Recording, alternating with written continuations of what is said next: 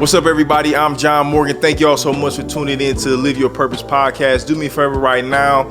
Become a subscriber to the YouTube channel. We're trying to reach our first 1,000 subscribers, and we need your help. So if you can, click that link right now. Become a subscriber on our channel where you can find everything behind the scenes related, anything for any type of upcoming films that we have dropping, anything for any upcoming events we have dropping. Make sure you can find all that information right here on the YouTube channel. Help us grow so we can make as much impact as we can. Become a subscriber right now today. Thank y'all so much for helping us grow. Peace. The foundation of integrity. You know, you can't do yoga and be a vegetarian and cheat on your wife. That's inconsistent. You know, you have to be consistent in all your moves, mental, spiritual, and physical. You know, the same way we work out, eat the right things, you got to move with the right spirit. That is having consistency.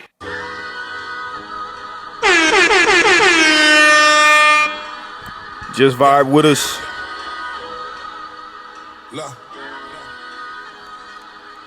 Yeah, started on the mountain bike, switching gears, nigga. Ask how long it took me, it took years, nigga. Funerals and wakes, I face my fears, nigga. Just staying far away from all these weird niggas. I was raised to be a soldier, ain't no tears, nigga. Wipe them off your face and hit your square, nigga. I told them it would happen, I prepared niggas. Let's try to make $1 million, shit, I did, niggas. I had to wait in line, I ain't have clear, nigga. TSA could smell that East on my bed, nigga. Once in a lifetime, I'm such a rare nigga. Come look at what I seen, I'm trying to share my vision. Come chill around. Loaded bass, that's my Gotta get the motivation. vibe right. Nigga feeling lucky. Just vibe with us for a second. 2018 motor transportation. I can always judge somebody's music taste if they respect the late great Nip Hussle or not, man. It's like a couple big deals, but it's no parading. Just a couple niggas every generation. I wasn't supposed to make it out, but they code the matrix. And when they get to speak, it's like a coded language. Reminds niggas that they strength and all the stolen greatness. We used to shoot at niggas at the mobile station. Full circle, mogul motivation. My self-educated through negotiations. Got these sharks that I'm sitting at this table with afraid to bait me. No 10 on my Mercedes, that's for inspiration. 2 kilos on my neck like the fucking 80s. Westside Slauson Ave know my demonstration. Born and raised, y'all affiliated. It's really greatness. Riding around like I really made it. Loaded bases, I'm gon' Willie Mason. Yeah. Listen to my ambition, cause I'm on one. Swinging for the fences for the home run. Even further beyond into the universe. But I've got to make it to first. It feels like every second's being stolen. I risk it for every ticket we sold them. You got the ball, I'ma take it home. Bottom line, I'ma make it home. I was sitting on my link and I start thinking, nigga ain't gon' make 100 mil off off in in these these streets streets. More than likely, I'm gon' end up in somebody precinct. even worse. Worse than cares front the church, laid off in the hearse. I dealt with it. I ain't just out here for my health with it. I weigh the risk and the reward and sink the scale tipping. Let's all get on one accord and take the world, niggas. Take the money, take the power, and the girls with us. Can't buy that bullshit that they sell, niggas. They bring drug heads and jail niggas. Look all these ways they derail niggas. That's why respect me to the utmost when you see me, how I feel, nigga. Cause I ain't fail niggas. I seen it coming, did not tell niggas. Different lanes, same passion for the male niggas. Switch lanes, all black, 2 glass ceilings. V12 too fast, nigga. Gone. Listen to my ambition, cause I'm on one. Yes. Welcome everybody to another episode of the Live Your Purpose podcast. I'm your host, John Morgan Jr. It feels so good to be here with y'all today. It's a rainy and gray sky day out here in Akron, Ohio. Like, 85% of the days here, it seems like, even though it's about to be May next week, but we doing our best, man. Listen, man, like I said in the intro, man, I can always judge somebody's musical taste if they have respect for the late great Nip Hussle. Before the untimely demise as well, and this individual that I'm sitting here with right now, man, he is definitely that, man. Y'all heard him on the intro, speaking of consistency, right? You know what I'm saying? And that song right there, that Loaded Bases song, man, that reminds me of, what I know this gentleman to be, man. You know what I'm saying? Consistent and thorough all the way around, man. So it's a pleasure of mine to be sitting down with him. We got the wonderful the great, Cellini, Marcel McDaniel in the build, man. What's up, man? How you feeling? You poured it on kind of thick. Hey, man, you know what I'm saying? Gotta make it right, you know what I'm saying? man. Hey, we creating content in here, you know what I'm saying? We gotta make it compelling, you feel Right, me? right, You know what I'm for saying? sure, we gotta make it right, man. But I ain't lying either, though. You know what I'm saying? I ain't gonna lie to the people either, man. How are you, man? How was your spirit? Not like just a general question, but like, how are you genuinely? How's your spirit? How's your heart? How are you today? I feel I'm more hopeful. Okay. I'm more hopeful. I think I just went through a week, unlike any week since I've been home. Okay. It was kind of like, wow, it was like back-to-backs, where it's like, what's going to happen next. Word. But then I had to keep it in perspective, because, I'm still walking in the house and my, kids running up to me, hugging me. Right. My wife kissing me. So, Yeah. it's like, all right, man, we can figure this out. You still winning. I'm still winning, man. Yeah. No, that's a fact. So. That's a fact. How do you So how do you? So it sounds like practicing gratitude, right? So like, what is that like for you? You know what I'm saying, today? What is it like for you, leaning into that gratitude today? What's that like for you today? You know what I'm saying? Wife, children, like, you know what I'm saying? Grandbabies. Like, you in a different stage of what you've been into. We're going to get into your story, but like, what's it like for you to experience gratitude today? That's the, where you can experience heaven now. Same way you able to experience hell. We see people all the time that's living in hell right now. You never hear people talk about living in heaven. And you really can, like, where, I thought about that, like, with my mama, where I'm able to actually, everything she asks, I'm able to do. Yeah. Everything she say, she says she want the mixer. I go get the mixer. Right. I need a recliner. I go get the recliner. Right. I'm able to do that. That's heaven for me. Where every Thursday I'm going over there taking out that trash. That's heaven. You know what I mean? And I don't think that we pay enough attention to the heaven. We've heard it many times, living in hell on earth. When we start talking about heaven on earth. Right. Man, that's a fantastic perspective, right? And we don't hear that narrative, right? Like that's not even like a regular passing by narrative that we talk about. Yeah, we always talk about, man, living in hell or hell on earth. But there is a lot of, resemblance in heaven and just regular joy in the daily practices, but we don't talk about that often, right? Right. You know what I'm saying? So that's a hell of a perspective to be able to have. So I respect that. When did you get there? When did you get to the spot of being able to experience heaven? And like being able to call it that and recognize that. I started feeling it while I was still in prison, because I was seeing that, when you're doing long stretches in prison, you tend to do a lot of interaction with other dudes who are doing long term, and because y'all there together, Right. And so I was avoiding a lot of the things I saw, because prison will wear you down mentally. Right. Spiritually also. And I was like, it just seemed like I wasn't experiencing that. Don't get me wrong, I didn't want to be there, but I wasn't, it was just like I was, doing things, like I was still, like, and I'm like, man, like, he taking care of me. You know what I'm saying? Like, even in the midst of this, he taking care of me. So then it just kind of accelerated when I when I came home, and it was just like all the stuff. I'm just like, damn, man, I'm really getting the experience, heaven on earth, Sure. And I think that's why I don't try, I just do. Like Yoda said in Star Wars, ain't no try, either you do or you don't. Right. But I'm always doing things to show the gratitude, where it's like, hey, I'm blessed, to have people that love you, to have good relationships. Like, you can't take that for granted, and, how even, we know the space that we in, this world we in, and people, how they move and what they agendas and stuff like that. And I recognize it, don't get me wrong. I pin it like, okay, this is this, that, and the third. But it doesn't match up with the other part. You know, like I say, when I tell you, like, I can go see them young brothers at the DH. I'm glad I got the opportunity to do that because they can't unhear what I'm saying. And so that's my way of showing gratitude for those other blessings that I get. Yeah.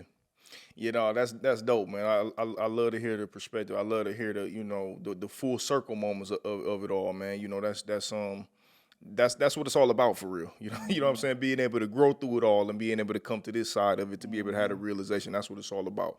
I'm gonna get into a little bit more like, how you and I got connected. But before we even get into that, man, I want to just kind of like go to your story and like tell people who you are, right? You know what I'm saying? I want to kind of go in chronological order a little bit. So I want to start at the beginning, young Marcel. Like, when you think of being a kid, what's some of your earliest just childhood memories? What stands out to you about being a youngster, a baby growing up here in the city? Like, what was it like for you? What stands out to you childhood wise? Like my granny's house, my mama's mama, that was like that was the center for me. Okay. That was I want to be there. Yeah. Because me being the only child, I knew my cousins would be over there. That's a fact. So I'm getting that, and then, my granny would always we play games. She'd get the games for us to play. It was just always activity there. Yeah. And I just thought she was just, she was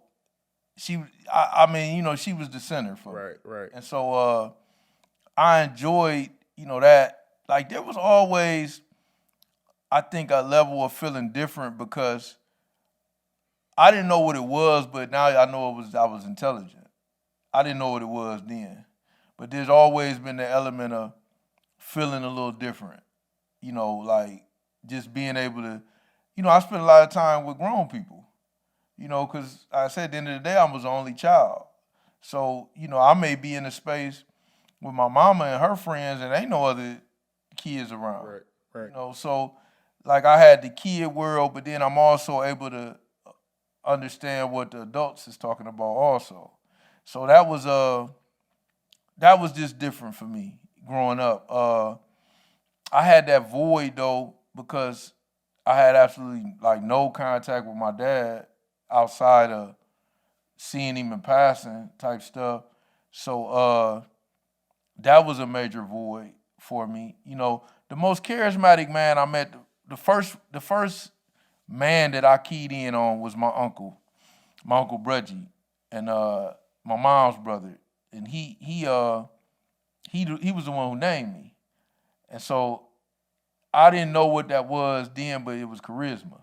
But it was just something that drew me to him. And I can remember, like, I hold on to all the memories I got of him. And so he ended up passing away when I was like 4 or 5. And that was my first encounter with death. Right. So, I think that growing up, he probably would have been the father figure, if he would have stayed around, because I was already drawn to him. And, and I think I could feel him drawn to me. And, so that was a void for me. You know what I'm saying? Like like not having a father, it's still, because, you have other male figures. I got uncles, this and that. But you still want to know, like, what's up with my dad? Right.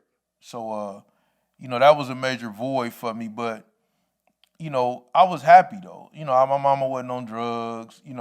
Most people, what I got into later on, they got these cookie cutter excuse. Okay, well, it must have been, my mama wasn't on drugs. Yeah, my mama these points that they can try to connect the dots to. Yeah, that make it an easy answer. Right. Yeah. Easy answer. Like I didn't go hungry. Right. Like I didn't go through. I had clothes. Right, I didn't go through none of that. right, You know what I mean? Like my mama made sure I was taken care of. You know what I'm saying? And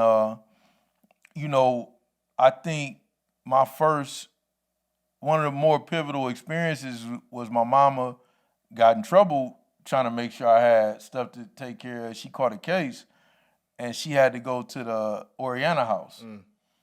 And that was that was pivotal for me. Mm-hmm. You know what I'm saying? Because I remember, going down there to see her. Her house was on Main Street back then, and she had a cubicle, but she had her cubicle decorated, and it just was like different for me. You know what I mean? Because like I had never been away from her. And how old were you? I was in the second grade. Because we was living on Grand Avenue. Okay. I was going to Portage Path, so I know I was in the first or second grade. Okay. And I remember,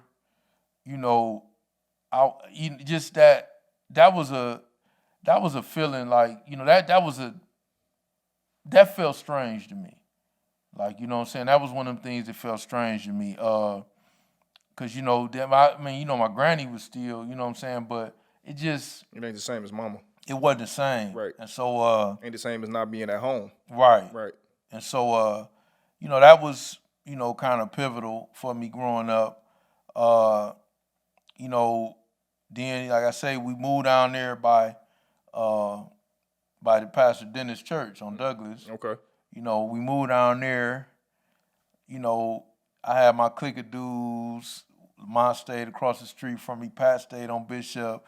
Dennis stayed up the street right behind the church. I told we used to use we used to play stickball in his backyard. Sometimes we'd have to go up in that parking lot. You hit a home run, we'd have to go up there and get the ball. Okay. But, just pretty much, running around, being kids, hit, the apple trees back then, eating crab apples. I don't even see apple trees no more, man. Yeah, I don't, eat, crab apples. Yeah, and, yeah. The berry, yeah. Like just finding trees, doing that. Back then the arcade downtown at Quaker Square. Okay. That was big. So, you get a few coins, man. We going downtown to the arcade. And we was my cousins stayed around me though.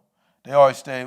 They stayed in the neighborhood. So my older cousins, and so we have our little football team, our squad. We might go around the corner, play the dudes on Bell Street, stuff like that. But it was always fun. Another thing, I think we was getting bused to Fairline Elementary School, and that was I say I'm a '70s baby, so that was a culture shock because we was dealing with the richest kids in the city. Yeah. So then that's when I really understood what it was to be black. Like that's when I got that.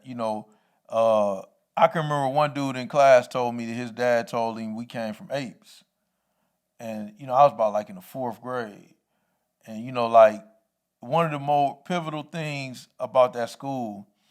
So we all got lunch tickets, right? So it took us longer to get to recess than it took them. They all brought lunches to school. And so when we would get out to the playground, they would be then got all the equipment. So we might pull up to say, hey, play football. They say game locked, right? So the game was locked. We couldn't play. That was boxed out. Yeah, we was boxed out. So that's how I learned how to play tetherball. You had to go play what was left. Yeah, the black girls all played tetherball. Right. So we'd go over there and play tetherball with them. Right, you know what I'm saying? Tetherball was lit though. Yeah, like, they was over there. So Right. And I remember it was a dude named Chad, man. Me and Chad got cool because I ended up going to his house one time after school. It was so crazy.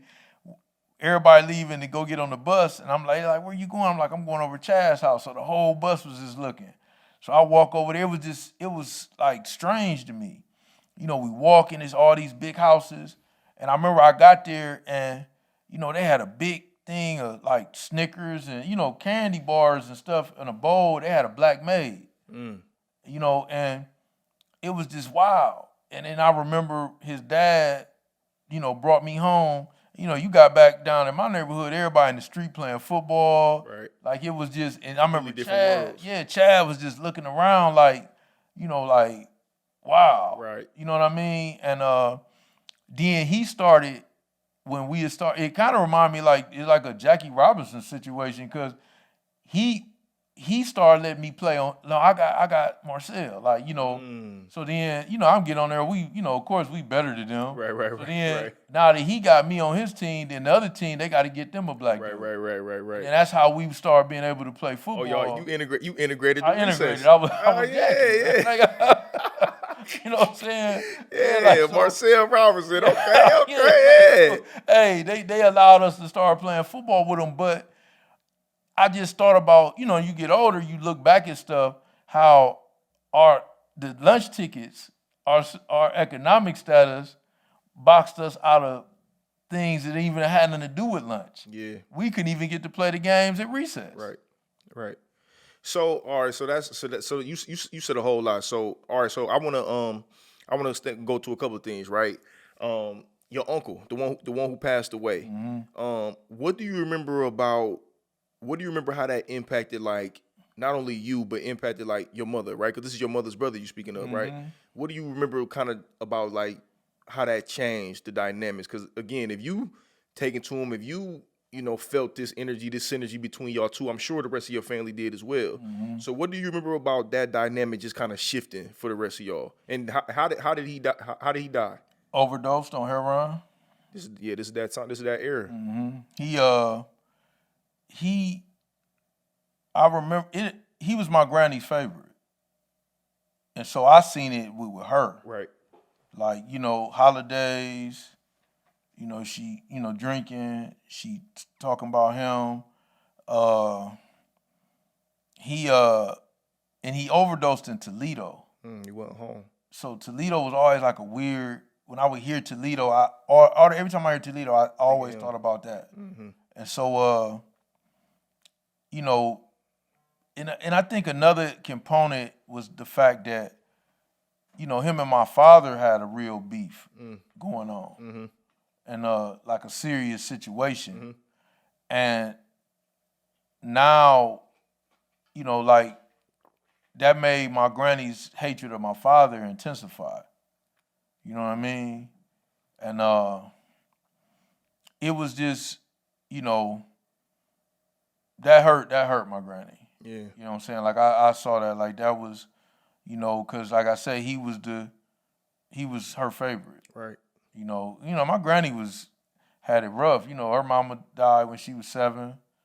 You know, I mean, you know, she got 5 kids and 4 different baby fathers. Yeah. You know, she was, you know, then this back in the, you know, Right. 40s and 50s. This is before that was even a thing. Before like that was right. even a thing, you know. So that was taboo a little bit. You know, granny was, you know what I'm saying? Like, you know, and that was a difference, you know what I mean? Like, and, you know, I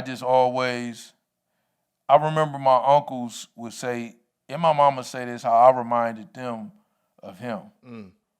You know, like I reminded them, you know, my oldest uncle, Bunky in Cincinnati, he used to always say, they said, you act just like Brudgy.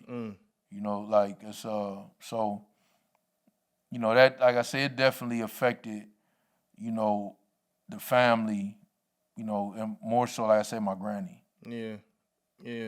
Do you feel that connection to him? You know what I'm saying? Him being your ancestor, and just like, do you feel like a spiritual connection to him? Even though, I mean, again, you only got a short sample size of memories, you know, since being so young, but do you feel that? Yeah, I do, because, you know, you got to add the fact, you know, he named me. You know what I mean? And it just like, I didn't get to, because so many people say, I just knew we would have been close. Yeah. And I always thought, like, what would it have been like if I'd have still had him around? Right, yeah, for sure. You know?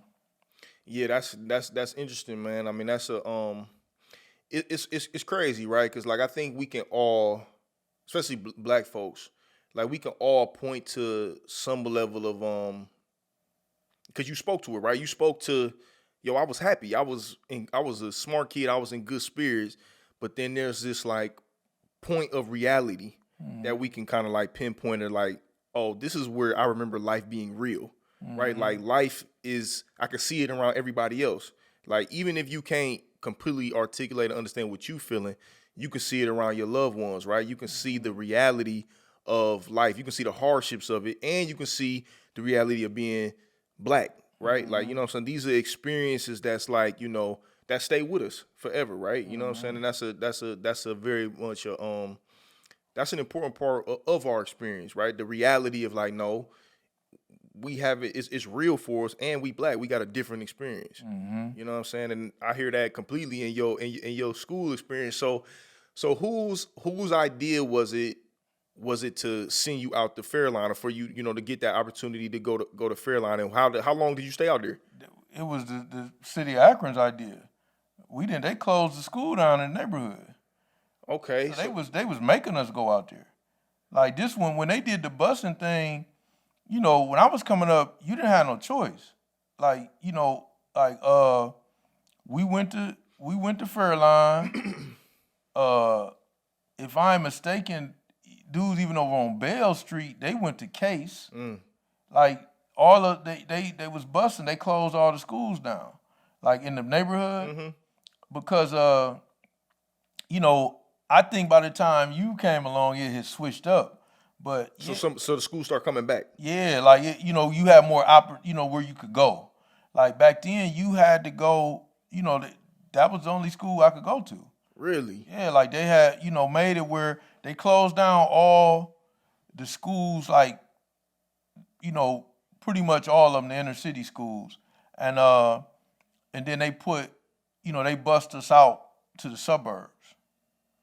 They bust us out to the suburbs, and when I look back, I didn't know it at the time because I was young. I didn't know this was a nationwide thing, that was going on. Because, matter of fact, that school had got closed. The school I should have went to got closed a year before I would have started at that school. It was right up the street from my house. So how'd you end up coming back to the city schools? How'd you end up coming back to? Cause how long did you end up staying out there at Fairline? I went all the way 6th grade. And then you came. So you started what? 1st grade out there? No, I was at Portage Path. Okay, so we was living on Right, Grand. okay. Yeah, so I could just walk to Portage Path. And then you went out to Fairline for how many years? We moved down on Douglas. Okay. And then I moved down there in the 3rd grade. So you was there for 3 years. Yep. First half of I went to Crosby Kindergarten, walked to school. Yeah. We lived on North Street. Then moved on Grand, went to P Path. Then went from halfway to the 3rd, I went to Fairline. I was in Kirk. That's where me and Kirk met. Yeah, that's where y'all met. Okay. Yeah, that's interesting. And so you came back. So you started coming back to the city schools in the 6th grade, and then you went to what school? The 7th grade. 7th grade, excuse me. I went to Litchfield. Okay. 7th and 8th, I went to Litchfield, and then 9th grade, I went to Firestone, and then after that, because I never completed the 10th. I had checked out of school by then. Right. You know what I'm saying? Like, and after that, I went to Central, East, North twice, Firestone twice. Because I kept getting kicked out of schools. Right. What do you we ultimately link up. We got connected through doing the work through the documentary, right? And one of the things that you talk about in the documentary is like the first thing that you say when they see your face, when you see your name, you say, "Man, all my male figures was in the street," right? Like, my mother wasn't in the street, but her brothers was, my father was. Like, what do you remember kind of about the element of the street just kind of being around you as a kid and as a young person, and kind of like how it normalized it a little bit for you? What do you remember kind of like your earliest experiences of just like that being introduced to you? The conversation I would hear my granny say. See, my granny would talk about, she would talk about my mama's father. That he was a killer. Okay. Talking about your grandfather. My grandfather. Okay. She would talk about him, and ironically, Boogie's father, Jimmy Stanford. Them was the first killers I heard about. My grandfather and her father. And she would do, because Granny was from the streets. Right. So, she would talk about certain stuff, and I remember my uncle, he shot a dude, and, my granny was just like, well, even if he don't come, the state gonna pick it up. And I would just be like, and I'm like, what do the state picking it up mean? You know what I'm saying? And I remember when he did it, I was sitting on the porch, because, I had to be in on street lights. So if my dude's out there playing in the street, I would do like the commentation. I would commentate their game. You know what I'm saying? Because they playing in front of the house, so I got to sit on the porch. So you was in the microphone before then. Oh, yeah, right, okay. And I'm hardcore selling. Yeah, okay. So I'll be on there because she like be on that porch. Right. I'll be like, man, all right. So they still out there playing, and I just commentate the games. I remember him pulling up, you know what I'm saying, and he was limping. He had the gun in his hand. You know what I'm saying? He going there, and then I'm hearing him talk, you know, he had just shot somebody. You know what I'm saying? He ended up going to the joint for that. But like, it was normal. This was all I had. This is family. This family. You know what I'm saying? So, like I said, when my father, you know what I'm saying? Like, you know, he was like a gangster. That's all I heard. Like he a gangster. You know what I'm saying? You know, my uncles, it was always that. You know, it was always something, you know what I'm saying, like street oriented. Like, but I didn't really know, you know, I didn't know that it was something outside of that wasn't the norm.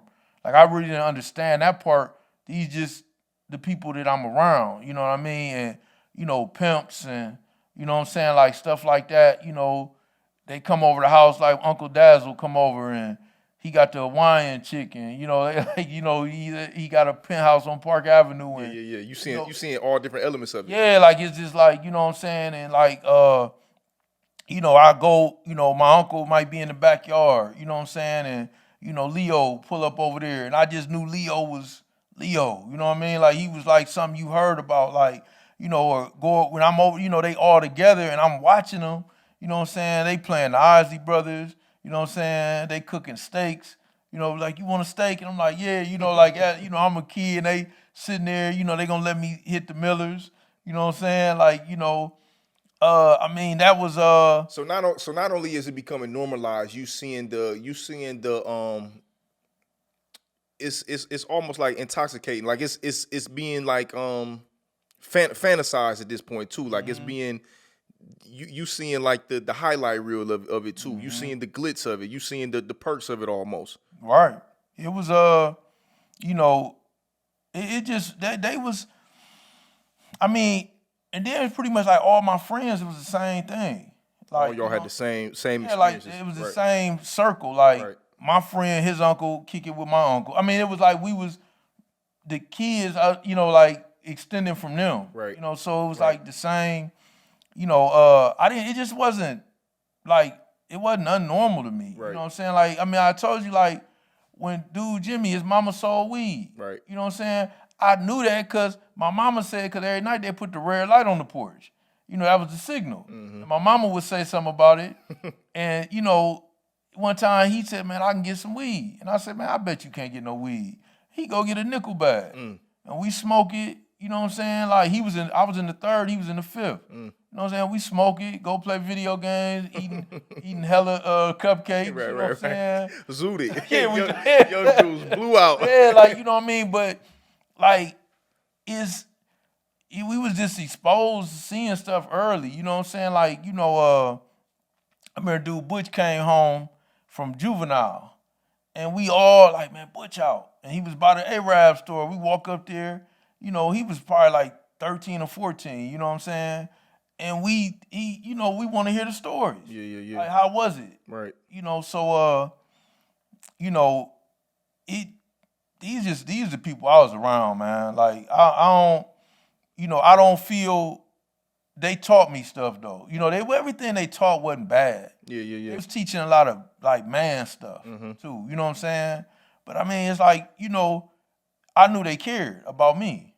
You know, I mean, they cared like, you know, about what was going on with me. They didn't know no better. You know, they in the street, but you know what I'm saying? They show love. At any point, because you also spoke to like being smart, right? And you know what I'm saying, being an intellectual dude, like an intellectual young person. At any point, like, is your intellectual side, is it conflicted with what you seeing? Like, is it like, No. I don't know, it's just Because like, I would still be in my granny house, read every book in her house. You know what I'm saying? Like, still go to the library, you know, still read my books. And then I didn't see you know, it wasn't like it wasn't until I started being more keyed in on peer relations, which really, I keyed in on that like probably, 12, 13. Now you starting to, around the time you start, having sex on a regular basis. yeah. You know what I'm saying? Like you start being more keyed in. So now I'm more keyed in on the book stuff as opposed to this stuff. You know what I'm saying? Like I'm more like, well, I ain't really got, that ain't really what the thing to do now. Right. Like, but when, single digits, like that wasn't like a conflict for me. Yeah.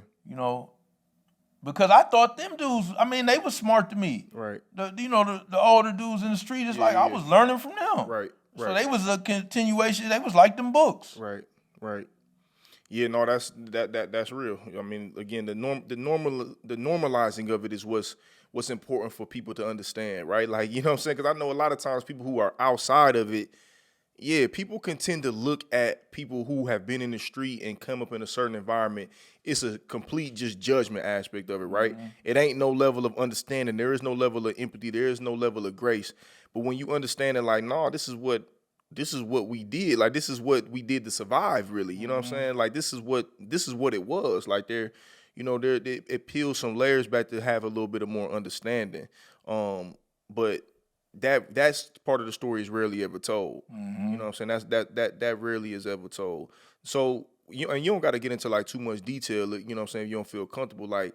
But at what point, like being a young person, did you realize like, okay, like where did it change as a young person? Where did it come from? Like, all right, I'm learning, I'm taking in this information, and then it just kind of like changes to like me getting a little bit more active. Like, you know what I'm saying? How does it slowly progress to where you become you go from being a student to being a participant?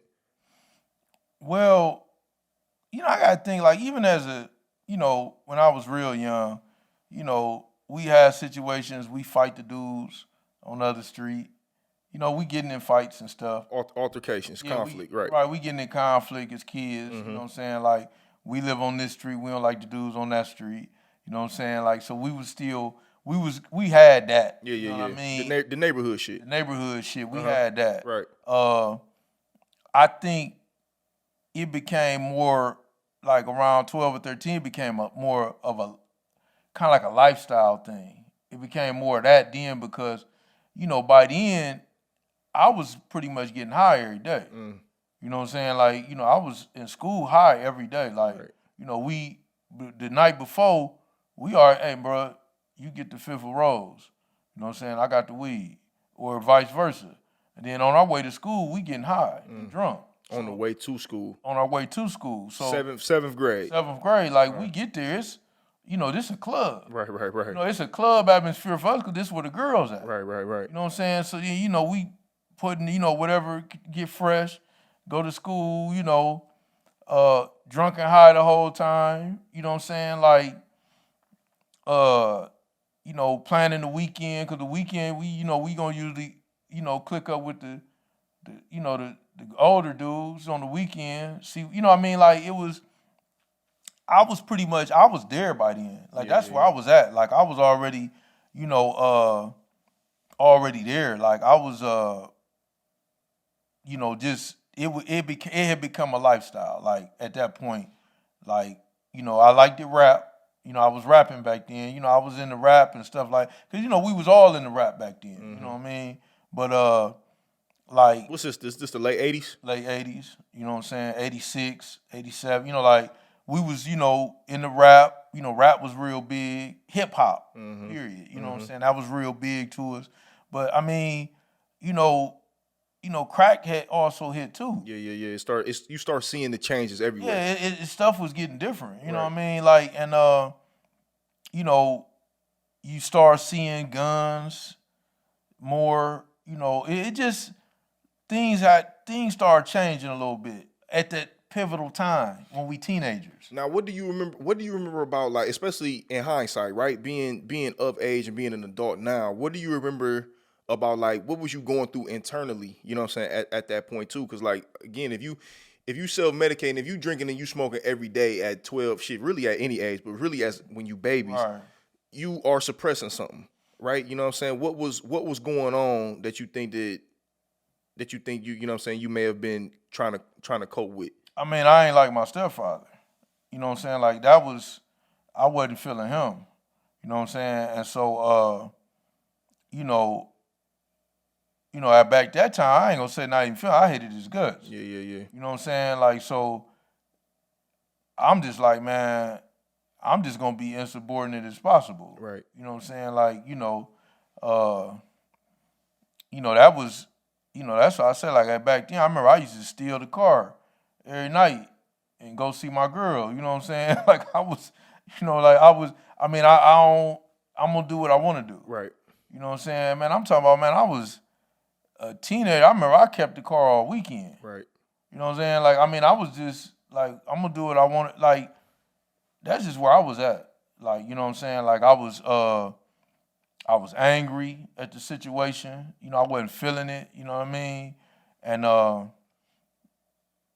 got all the way dived in. I did the deep dive, you know what I'm saying? Like it wasn't a thing, it wasn't like a hobby for me. Yeah. I'm trying to find something street related to do all the time. Like, all right, so like today we in a completely different era, right? Like we in the mental health era. We in this era of shit. Even myself, right? Like I'm a parent in this era, and I find myself unlearning and doing things completely different with my children than what I came up in, right? And I'm a generation up under you, right? You know what I'm saying? So at any point in time, do you remember ever trying to communicate or to tell anybody like, yo, I'm going through some shit. Like, you know what I'm saying? This is what's going on. Nobody ever, because I also remember you mentioned that, like, I know people that nobody at school ever pulls you to the side and say, hey, what's going on? But did you ever try to, speak to anybody and let them know, like, man, I ain't feeling this dude? Or, like, try to communicate to anybody about what you was feeling? Did anybody try to come to you and say, hey, bro, like, what's going on with you? That was common knowledge, though. Like in our family. Okay. Yeah, that was common knowledge. The beef with you and your that wasn't like, that wasn't like no secret. You know what I'm saying? Because I was telling anybody but a dead body, like, I don't like this nigga. You know what I'm saying? Like, right. It was, that, like I said, my grandma, my mama had their own things going on. So that, she kind of like, well, why is you, my granny would side with me. You know, then that was the place of refuge. You know what I'm saying? My granny, you know what I mean? But that even made me even like dislike my real father more. Yeah. Because it's like, damn, where is this nigga at? Yeah, the resentment start growing. Yeah, like, nigga, you know what I'm saying? Like, and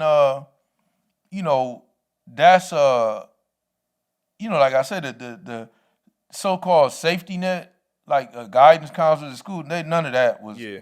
They didn't even, you know what I'm saying? Non-existent. That was non-existent. But, outside of, like I said, like the family knew, you know what I'm saying? But, outside of that ain't nobody, they wasn't, people, I guess they had their own shit going on.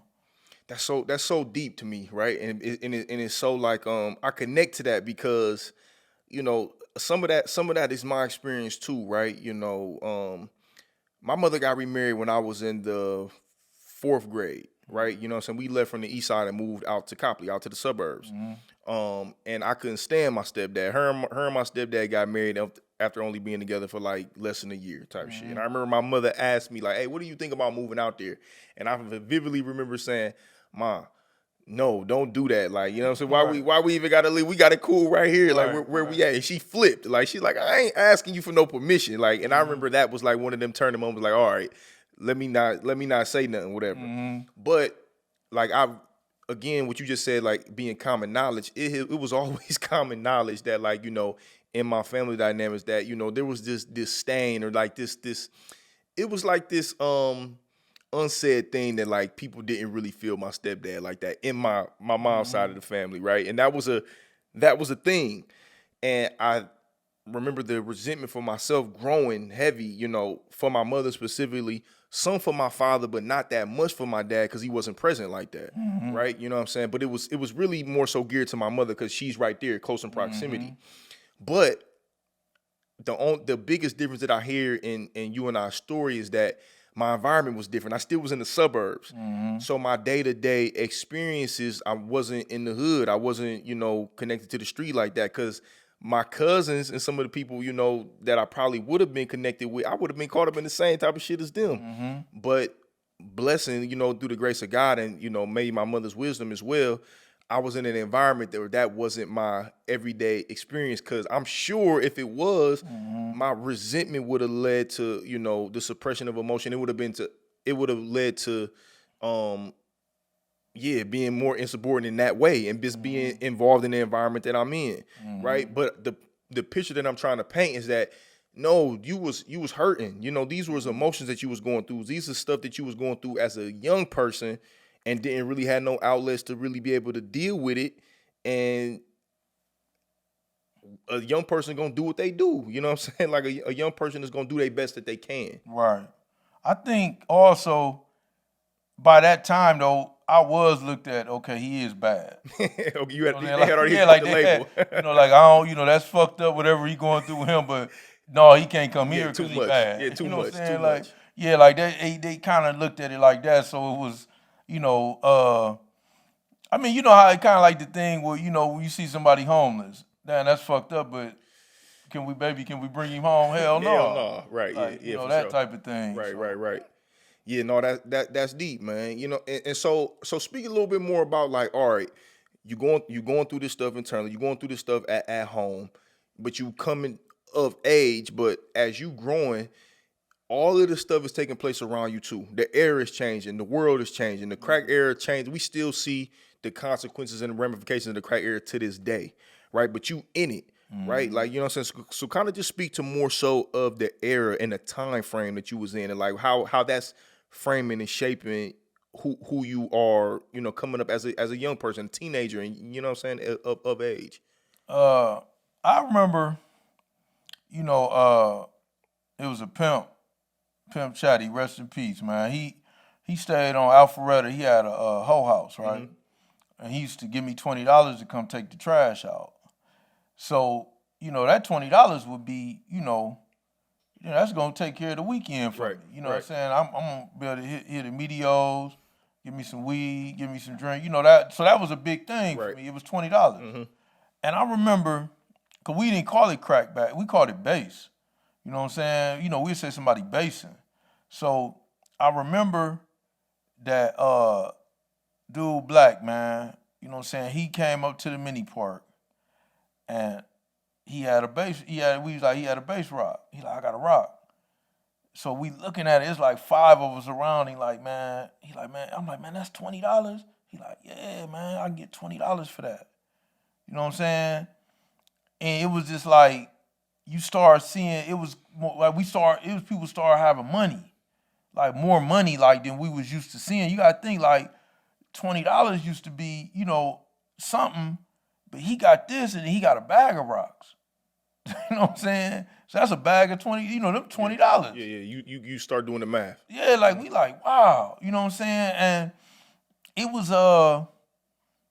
crazy because you gotta also think too, like how, you know, one of the biggest things in our life was getting pussy.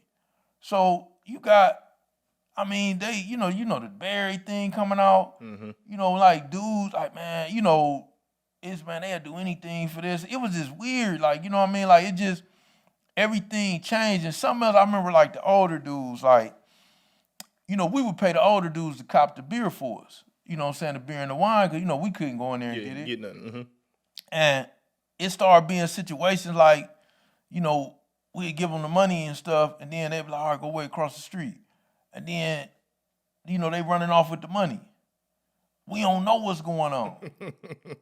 You know what I'm saying? Like, we don't know what's, I'm like, damn. They about to go smoke y'all 20 up. Yeah, like, 'cause the generation above us really got swept up. Right, you know right, what I'm saying? right. So I'm like, damn, like, you know what I'm saying? Like, what the hell? You know, and, like, it was funny because, you know, the hoes that would be on Howard Street, you know, they never approached us. You know, they'll see us, hey, y'all, what y'all out here, you know what I'm saying? But then they started, because they smoking, and they approaching us.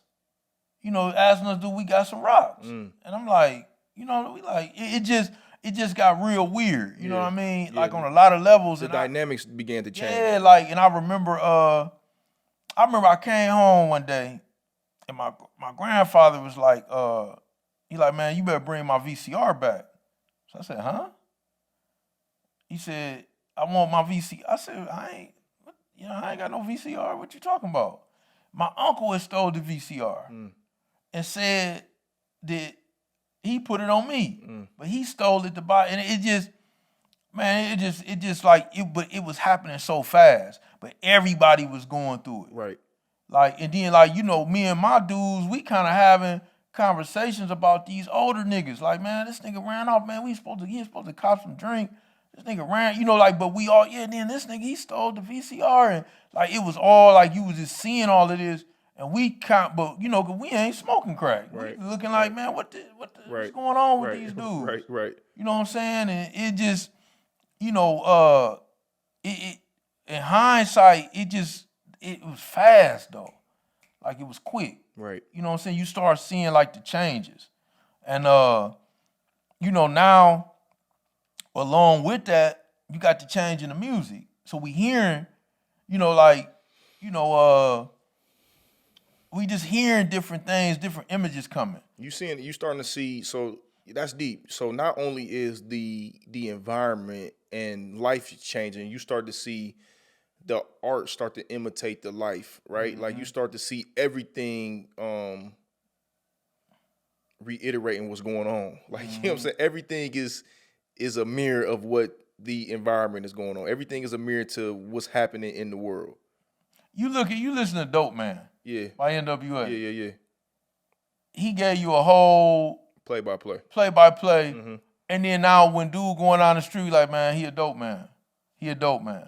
He getting out with the tracksuit, with the gold chain. He got the, you know what I'm saying, he might be riding on BBS's, you know what I'm saying, Trues and Vogues. I mean, like, we seeing, oh, he a dope man.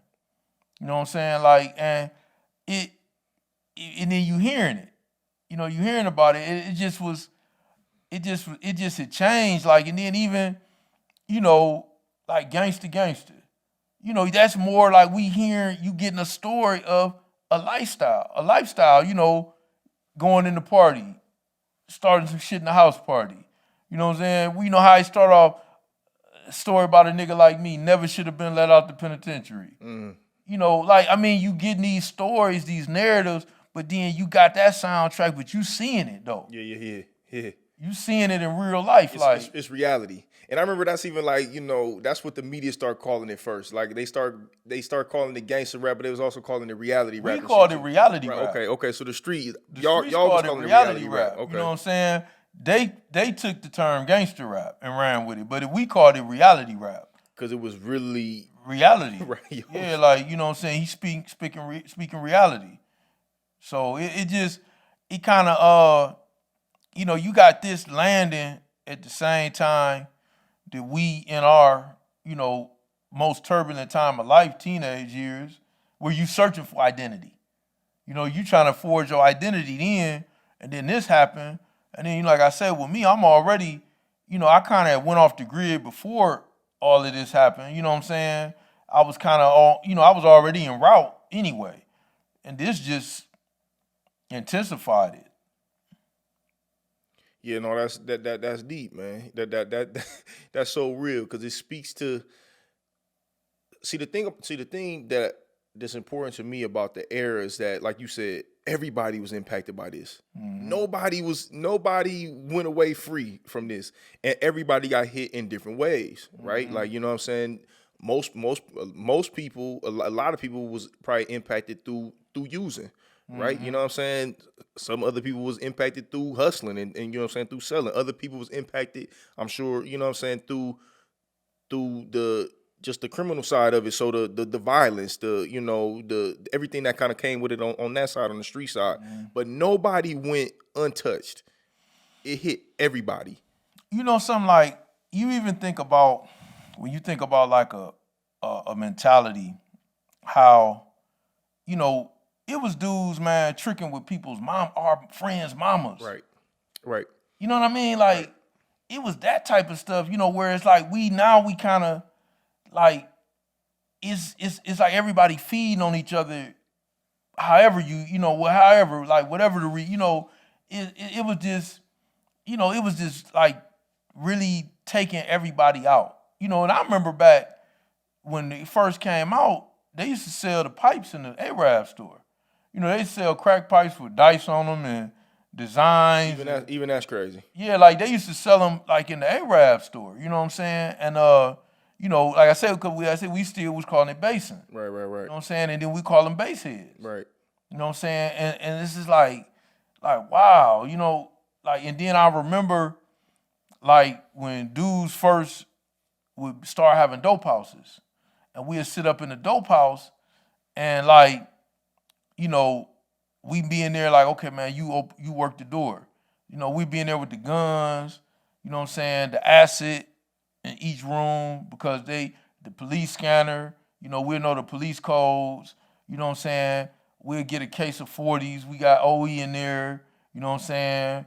You know, some look good come through, the smoke, you know, we kids, we tricking with them. Right. You know what I'm saying? Like ordering the first of the month box from Church's Chicken. You know what I'm saying? Yeah. I mean, we in there listening to, you know, Too Short, you know, NWA Ghetto, but we in there bumping that. You know what I'm saying? Like we just in the dope house. So how do you find your role in there? Like how do you end up falling into your role of being who you are in this environment? Like are you up under somebody's tutelage and they like, I'm setting you up to be this, or do you like how do you assert yourself to find your lane in this environment? Cause the first I think subconsciously I always connected the fact that I knew that my father was a gangster. Okay. You know what I'm saying? And so I knew that. Then, you know, most of my mama's baby brother, Michael, he was aggressive. His friends was aggressive. His best friend was Leo. You know, who we seen, like, you know, all his friends was like aggressive. Right. You know, so you knew if you had to play, you had to be like the people that you see. Yeah, I mean, it was just like I couldn't, you know. You couldn't be nothing else. Yeah, I couldn't be nothing else. You know what I'm saying? So it was like. And was any of them dudes hustlers at all, or? I would think, you know, like my dad hustled. You know, he had that gangster side, but he hustled. The more the pimps that I came across in the family was you know. But then, you know, you even by the time the crack thing, they falling off. Yeah. Like they starting to like not, you know, I don't know, you know, like I say, the Cadillac's missing a hubcap now. You know what I'm saying? Like it's starting to kind of, you know, you starting to see that like dynamic with them.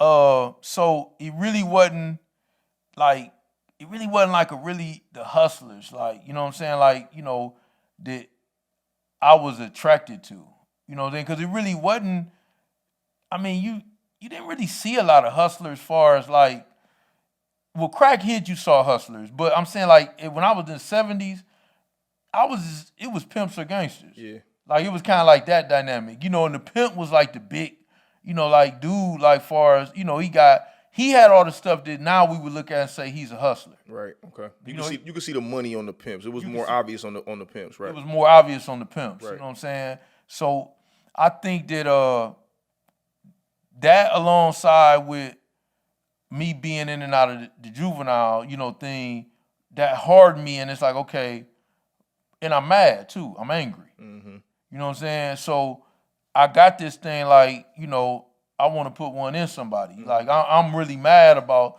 So it's like I fell into that role. Like, okay, the gangster, you know, I'm gonna be the taker.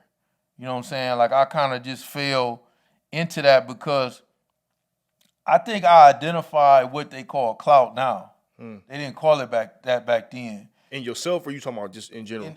When you play that role, okay, I got you. The reward, right? You know what I'm saying? Like the reward that come with that role is the clout in the street ecosystem. You know what I'm saying? Like, but back then, everybody mainly wanted to be the dope man. You know what I'm saying? Like everybody wanted to be the dope man, and so that wasn't the popular role back then. You know what I'm saying? So it's like, okay, they over here, you got 10 dudes, 8 of them is hustlers, 2 of them is the shooters. You know, everybody know who the shooters is. You know, they were, you know, shooters / neighborhood jacker. Yeah. You know what I'm saying? Like, so that was over here. Now it's reversed. 10 dudes, 8 of them is shooters. 2 of them is hustlers, and even the hustlers to shoot. Talk about more about how coming in and out of the judicial system help frame in that too. Like how does that play into the role of being, you know what I'm saying, being a gangster too, as opposed to being a hustler too? Like how does being in that world impact, like how does that tie into it too? How does that harden you, I guess? Because they deal with you like you're an animal. They convey that to you non-verbally. Right. You're an animal. Right. You know, that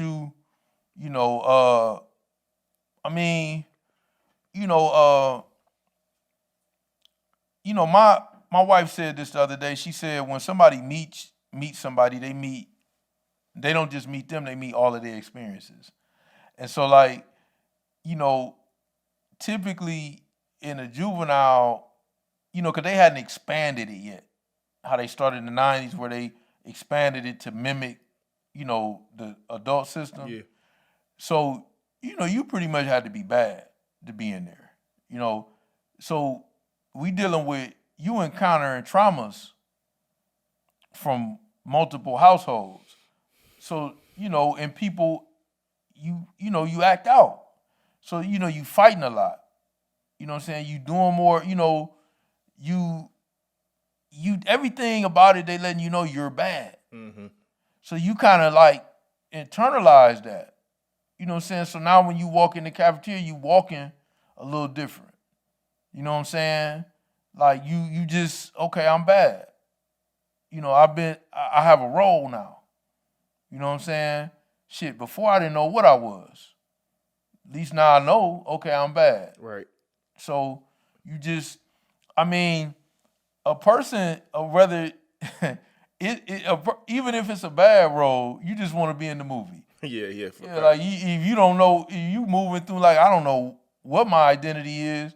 Once you, okay, this is my identity, man. Okay, that on some level you feel kind of like a relief. Right. At least I know who I am. Right. So how does it continue to progress? Like, you know what I'm saying? How does it continue to just kind of go deeper and deeper into that world for you? I just got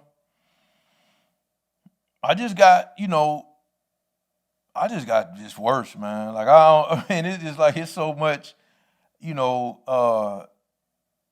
that became, like I said, you got more hustlers. So you got more opportunities to rob dudes, you got more opportunities to, you got to think, like I tell people this, and I had a debate with a younger dude about this. If you look statistically, there was a lot of murders in the crack when, at the height of the crack thing. Mm-hmm. There was a lot of death, so, you kind of put yourself in this where I don't want to be one of the people dying. You know what I'm saying? Like I'd rather be on the other side, because that means I'm still here. Right. And so you kind of fall, well, for me, like I say, I just, like I start, I'm robbing, like I get more into that, laying on dudes, dope houses, pulling, back then they used to have like the phone booths where you pull your car up and talk on the phone. Yeah. If I see you out the window, if I see like 4 rings on your hand, oh, he a dope man. Right. Hey man, but hey, hit the corner real quick. Mm-hmm. You know what I'm saying? And then nigga, get the fuck out the car. Right. Give me all that. You know what I mean? You really menace. Right. Yeah. Like it's really like that. Like, so I didn't want to do nothing else. This is an adrenaline rush. It's a rush that come from, people don't understand, it's a rush that come from when you in it and knowing every day you might die. It's just a rush that come from that. Because you living like in the movies.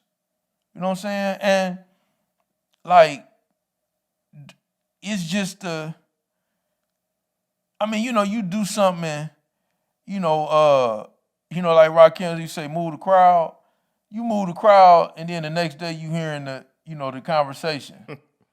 It's a rush come from that. It's the rush of being an outlaw. Yeah, and America been glamorizing that forever, man. Right. You know what I'm saying? So it's a rush to come from that, and you come in, you step up in the club, and everybody in there the temperature rise because you walked in. Yeah. It's power. Talk about the other side of it too, like the weight of it, the paranoia of it, the heaviness that comes with it, the side of it where you know who can you trust, like, you know what I'm saying. Talk about that side of it too, the mental anguish that go with it too, because it ain't just the adrenaline, right? It ain't just the power, it ain't just it's the other side of it too. It's the dark side. Right. It's the dark side. Like it's the, you remember Tupac on So Many Tears, he said, don't trust my lady, because she a product of the poison. Right. You really doing, you typically look at situations, anybody, you feel like if you're attracted to me, you couldn't be shit. You know what I'm saying? You see, because like being in that role, you see the worst people got to offer. I done had baby mamas call me to line up their baby daddy. Yeah. I know where he keep his stuff at. Right. You know what I'm saying? I done had them calls, brothers, knowing, like the line, I done seen, because they felt like I was the bad guy, they bring the bad shit to me. If they got like some villainous plot, man, I know I need to holler at him. You know what I'm saying? So I'm seeing this darkness in people, and it make your view of things completely dark. And so now it's like you don't trust nobody. You know what I'm saying? You like I said, that hypervigilance situation, you seeing threats everywhere. You don't put nothing past nobody. So it has a thing of where I say it's very damaging. I heard somebody say one time, who was in the same era one time, they was talking about, they had said that they were talking to one of their homeboys, and they were just kind of like,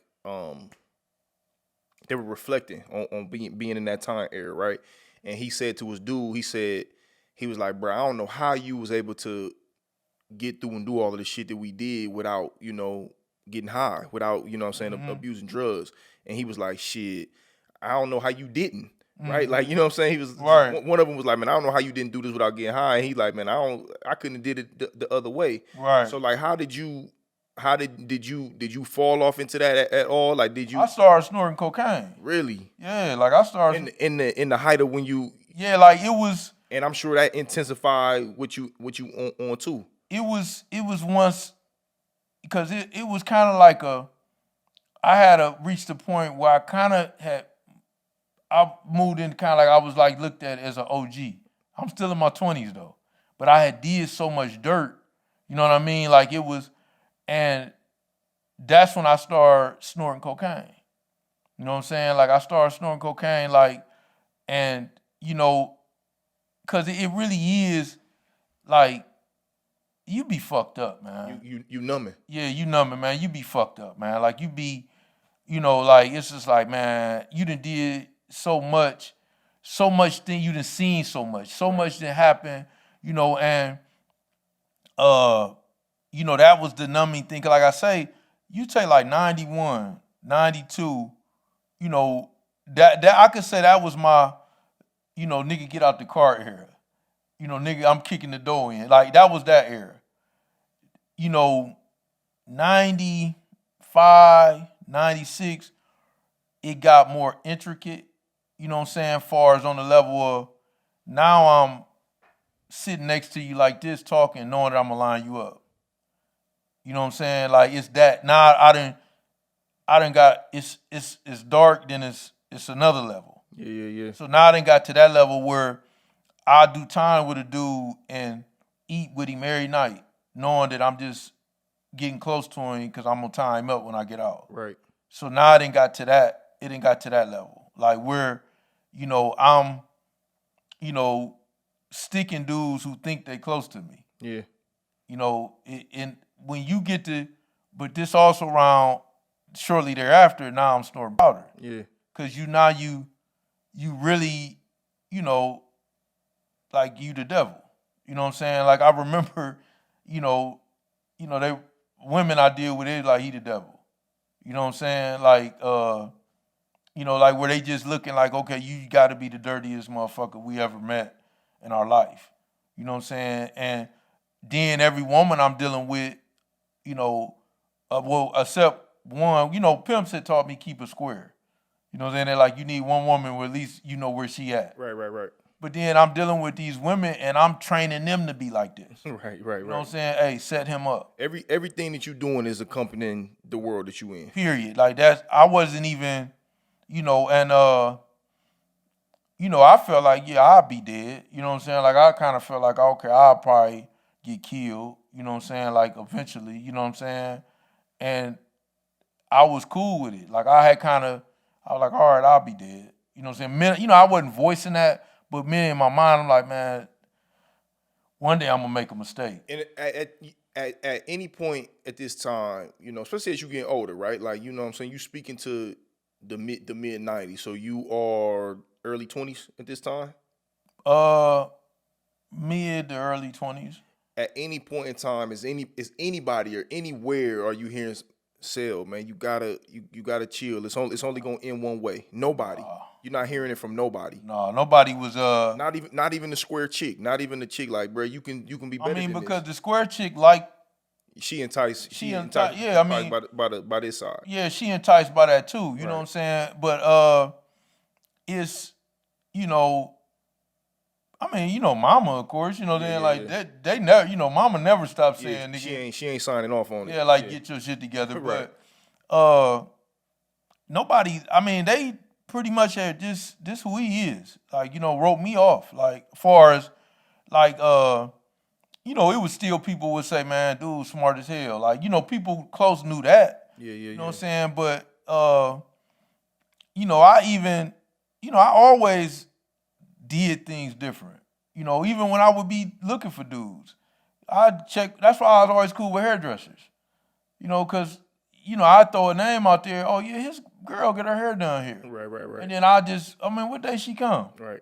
And then I lay. So you just learn how to use your superpower for this over here. You Yeah, learn how to use your intellect for. Right. Yeah. Yeah, it was just a lot of stuff even back in the early 90s when we was just really kicking the dope house doors in, one of y'all wait at the back door. Cause if it don't come off the hinges the first kick, they gonna start running and then you wait on them at the back. I was always kind of devising ways to do dirt better. But you don't I just once I was 26. I caught a murder case. Mm-hmm. I was already on the run. I had been on the run for a year for violating probation. Then I caught a drug case. They raided my spot. I wasn't there though. I was part of a drug conspiracy. So then while I was now I'm on the run. I got warrants. Yeah. You know what I'm saying? I catch a murder case. And so then I shoot out to LA. You know what I'm saying? And, my cousin had just got out the joint. He a high rank rolling 60. So you fall right in. I'm like, man, when I was just out in LA, I was pointing out where I was be at to my wife, and she just like, man, I was right there, but I'm with them. I'm out there. So in other words, you just adapting to any environment. I can't escape this shit. So now I'm out there with them. You know what I'm saying? I'm like, damn, cuz got juice in this. I'm out there rotating with them, you know what I'm saying, in the hood. I didn't leave. We was talking about that and I was just out there with my family. I didn't leave South Central. Wow. I was out there and then I'm dealing with the niggas like me that's out there. Right. What age was you when you had your first kid?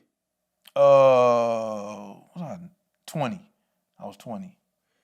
And when you had your first child, did I guess what I'm trying to get to, right? Because there's still a human in there, right? Mm-hmm.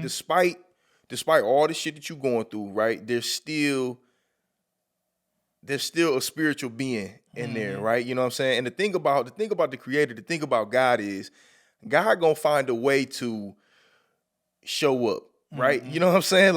And when you conscious, when you have some level of consciousness in you, you can't escape it, right? You know what I'm saying? And there's some level of like, messaging in life, right? You know what I'm saying? So like, what do you even remember of like having your first kid? Do you remember any of that like kind of impacting like, damn, like I don't want to be how my dad was, right? Like, you know what I'm saying? Was it any of that kind of going on as well? I was more, I was determined to be involved in his life. Like that wasn't, you know what I'm saying? Like, and I mean, his mama was my first love. So, it wasn't like it was,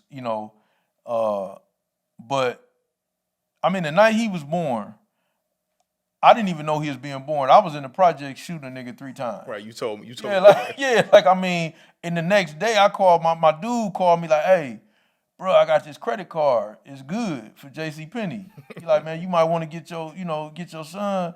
I mean, your baby. Well, I knew I was having a son. Was he like get your baby some stuff. So I go out there, I get some stuff. I call my mom like, hey, what else? I got this. She like, boy, get to the hospital. She done had the baby. You know what I mean? And I shoot, then because I wasn't answering the pager because I was with another chick. Right, you know what I'm saying? right. So I shoot up there. You know what I mean? And I wanted to be involved in, his life. You know what I'm saying? So I'm trying to do the thing, the family thing. I mean, she wasn't right either. You know what I mean? Like, so you know how that be like. So, but I was trying to make sure, like, that I wanted to be in his life. You knew you wanted to be there. Yeah, I wanted to be there. You knew you wanted to be there. You knew you wanted to physically be present. Mm-hmm. But still, getting out or changing your lifestyle wasn't really a real option. Was it a level of like, what the hell else I'm gonna do? Did that ever kind of cross your mind? You know what's messed up is that, the bar was set so low for me on fatherhood that I just like, okay, I'm feeling like I'm surpassing him. You know what I'm saying? Because I'm doing something. Right. Like, I'm surpassing. Just by being there and getting a little bit and stuff. Yeah, like I'm just like, man, I already surpassed this dude. Right. But I think before I went down the last time, I remember my dude, Doodoo, rest in peace. I would talk to him, man, and I was like, I'm really tired of the streets. Mm-hmm. I'm trying to figure out what to do next. I thought about getting back in the rapping thing again. Like but I was tired of the streets. And I used to have them conversations with him because he had a landscaping company. And so he had like a team at like 3 different sites. So we would just ride and he'd check on them and we'd just talk. And this is a dude that you was in the street with? Yeah. Okay. And so you did see somebody transition. He was still in the street though. Okay. He was, we talking about landscaping. It's a dope man. Little front, yeah. Car washes, landscape. Like it ain't, It's still one foot in, one foot sometimes out. that'll get you hot. Yeah, He just open a car wash, you gotta be something. Right. That's a fact. But, that's a fact. Yeah, he was just like, I would talk to him, you know what I'm saying? I'm like, bro, I'm tired of the streets. I just gotta figure out what I wanna do. And I didn't know. You didn't know what to do. I didn't know what to do, and it was crazy because before I had started reading Khalil Gibran a lot around this time, right? And you remember he wrote The Prophet, and I started coming back to that spiritual thing, like but I'm still out here, you know what I'm saying? But I'm coming back to that, and it's just like, okay. I remember when this situation happened, but I was still out. I didn't have no warning or nothing. And I remember I started having night terrors real bad around that time. You know what I'm saying? And, I think when I got to prison, I realized I was tired. Yeah. I was tired. Like I had... You know what I'm saying? Like I said, I had just had 2 murder trials in 4 years. Yeah. You know what I'm saying? I mean, I was just tired. It started that process of trying to put the pieces, trying to make sense of it. You spoke, the first thing you kind of talked about today was experiencing heaven, right? It's experiencing heaven on earth. although you was wrapped up in it deep, where were the small little glimpses of heaven at? Was it in your mama still, still not giving up hope? Was it in, seeing your baby boy? Where were those little glimpses at in hindsight, you think? Cause it was my mama and the kids, cause I ended up having a daughter, you know what I'm saying? And I'll never, man, it was like the streets I couldn't I remember I was gonna take my daughter trick-or-treating, right? And but at the same time, the same day, my cousin come to me, he said, man, look, I just bought some dope from so-and-so and he left. So I said, shit, let's go in there. So I go back down there, go up in dude's house, right? So, and I'm telling you how my mind used to operate. Now, the dude with me didn't come all the way in the house. So that's a play, dudes, when you're in the robbery game. It's kind of like leave you at your own, so if it go bad, they ain't in the house. Yeah. But with how I roll, then you don't get shit. Did I come out the house? Right. It's all me. It's all me. Right. So I find some shit, but then I come out and I tell them like, man, I ain't find them but some scales. You know what I'm saying? I bring like 3 scales out. So I'm trying to, now look, when we get back up to the spot, dude whose house we just went in, run up to the car, like, hey, give me a ride down to the spot, man. My sister said somebody in my house. So I'm like, what, for real? I like, hey, let me know, man. What's, you know what I'm saying, man? Hey, just like, man, like just complete, just, hey, look, man, I'm in character. I'm like, brother, you need me, bro. Let me know. You know what I'm saying? Like, so he go back down there, but I can't go because I remember when I was in there, I seen her through the window, and I'm like, I don't want, like, that's, you know what I'm saying? And then, it's gonna get crazy, right? So I still got to take my daughter trick-or-treating. But I'm really ain't in a frame of mind to be just walking around, like, you know what I'm saying? So I done sent somebody to the store, and I done bought like $100 worth of Halloween candy. And I just like, look, fill up her thing. Look, we got more than she would have got, you know what I'm saying? And I remember, my daughter mom was like, man, damn, you can't put that shit, the streets on the back burner long enough to take your daughter trick-or-treating. And I'm, You was deep in it. yeah, I mean, damn, I got $100 worth of, like. That ain't the experience of going door to door, though. You feel me? Like, that ain't the same as walking up on nobody saying trick or treat. Right, But in your mind, you like, shit, it's. She got a heist. Right. Like, I done cut her in on the move. Right. What we got to waste time out there going door to door for? You got everything right here, yeah. Right, so it just, I mean, but the times, like, taking them to Chuck E. Cheese and, little stuff like that, man, like, that would be them little windows. Yeah. I remember my mama was having her 50th birthday party. And, she had already heard stuff in the street. And she like, why you ain't left town yet? And I'm like, I ain't going nowhere to that party. And I came to the party. And, I remember I had the DJ clear the flow and had him play Happy Feelings.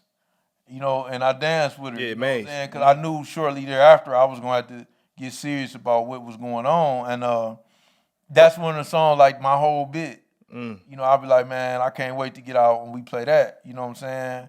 And, all I say, it was them little pockets, but it was coming from, my mama and the kids. And, that was, you had them windows. Yeah. So you ultimately, you go down. And what year? What year did you go away? 2002. 2002. You go away for how long? 19. And you were how old? I was 30. Yeah. You tired? You 30? That's lightweight old, right? Mm-hmm. That's a older. You know what I'm saying? You a man for real at that point. Going away for 19 years. You got 2 babies. Mm-hmm. Where's your mind at when you go away and you get that long stretch? Where's your mind at? Is it still like where's your mind frame at this point? How I'm gonna defeat this? How I'm gonna, like I had an uncle. He did 21 years, and I was around him a lot when he came home, and I kind of looked at him as what not to do. Okay. You know what I'm saying? And so, it was a thing, the realization, like, life as I know it is over. You know what I'm saying? Because typically in the street, when you hit 30, your chances of living decrease. Correct. You know what I'm saying? Because a new era, a new generation come in, and they typically push the older group out. You know what I'm saying? And so, in one of the ways they push the older group out is by knocking their head off. Right. You know what I'm saying? And so, I knew like, okay, I'm gonna get out. Because at that time there was no way of early release unless I pulled a rabbit out my hat on appeal. Because they didn't even have early release for people who have more than 10 years. So I'm like, okay, I'll be 49. You know what I'm saying? And, you know, what happened, I was thinking about dudes who I had seen get out. And, you know, it wasn't, you know, it's like, what's the next chapter? How do I pivot? Because, I'm not about to work the door at the after hours. You know what I'm saying? Like, you know, I'm not about to do them old gangster roles that they give you when you don't, like, really elevate your mind. So I was just like, okay, man, I got to figure this out. I got to figure this bit out, how I'm on. So, you know, with me, now I go back to my roots. Educate myself. You know, I'm reading heavy. Like, you know, we weren't allowed to do, they had took college out the joint. Obama ended up putting it back in. But, so I would write correspondence course companies, and act like I wanted to take a correspondence course. And, you know, they'll send you the curriculum, you know, what you're going to be taking, you know, what you're going to be. And then I would just order the books from interlibrary loan. And I would just read the college books, you know, while, you know, I just got into that. Like, I just educated and started doing a lot of the self-work in there, you know, because I knew what jail was about. You know what I'm saying? I understood what jail was about. Like, you know, I had caught 3 years before and they sent me to like a high level prison, and most of the dudes in there was doing hella time. And I studied how dudes was doing their time. You know what I'm saying? And I kind of knew I was going to probably end up in that situation. You know what I'm saying? And I was doing a lot of the, you know, I started looking at the first 3 years, I was still trying to hold on to the streets. I was still trying to hold on to that. And then when I went to Lucasville, you know, you really gotta fuck the streets. Cause it's day-to-day shit. You gotta be conscious of what the fuck going on in here.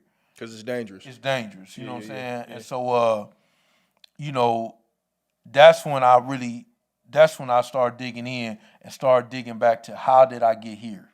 How did I get to this point? And I started pick all the pieces. You know, I started thinking about stuff. And then that's when, you know, like I say, I looked at my life as a whole. You know what I'm saying? And I remember I was in the hole and, you know, I was, you know, in the hole. They put me in the slammer cell, it's like a coffin. You know what I'm saying? And I got into it with a dude. I tried to stab him through the bars. And so, like, I was like, okay, when I get out, you know, I'm gonna serve this nigga. And so my daughter wrote me a letter. And, you know, she was probably like, she was a kid. You know what I'm saying? Like, she was about like 10, you know what I mean?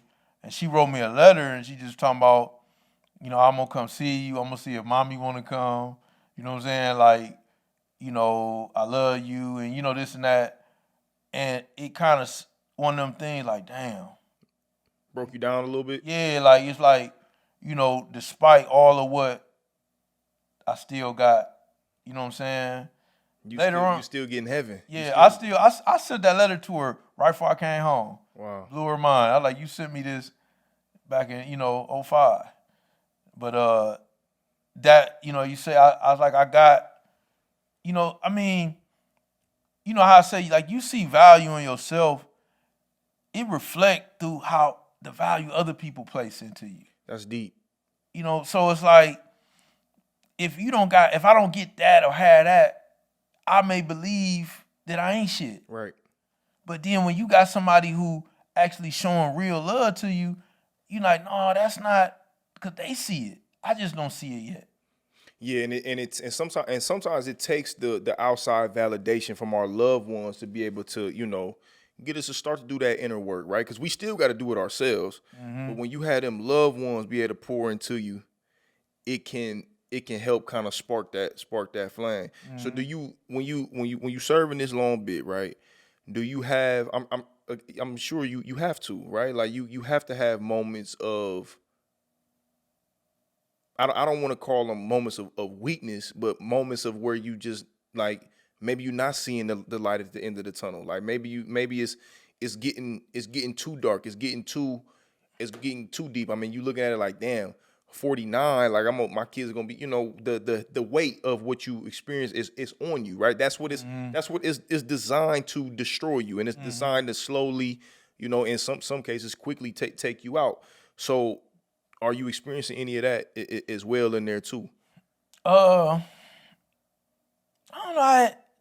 I guess because I was used to jail, and then it was kind of self-fulfilling prophecy. So you accepted it off. I rip, knew just like I was going. I always knew I was going to end up doing Right. a lot of time. It wasn't a situation where you never accepted it. You just No, I did.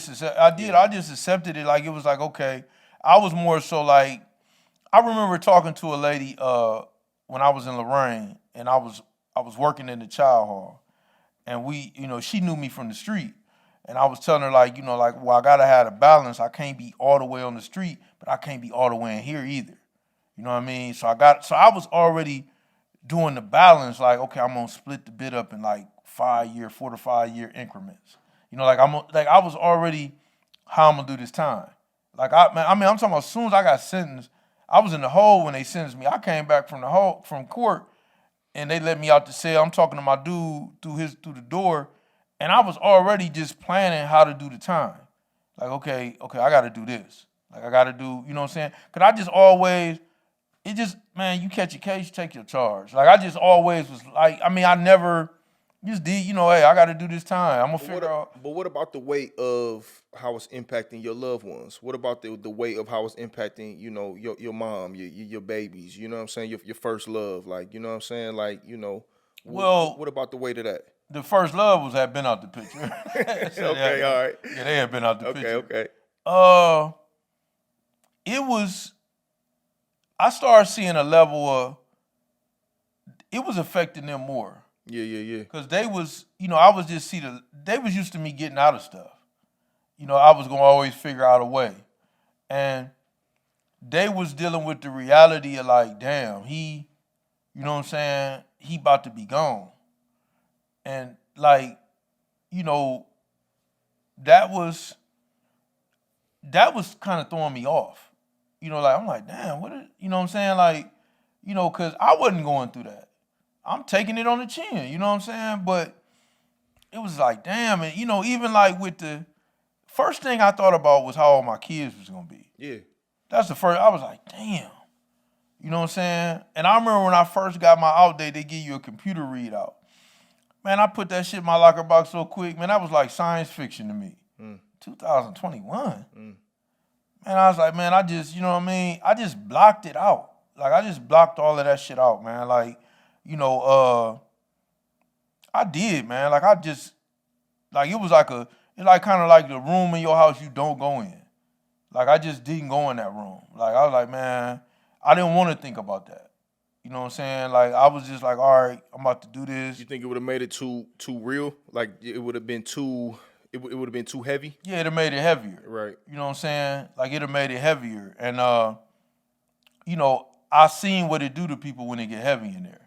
Man, you spoke in the film, right? Like, so I want to tell us a little bit, give a little bit of context. So you and I get connected. Fast forward a little bit. You and I get connected through doing this film, right? You know what I'm saying?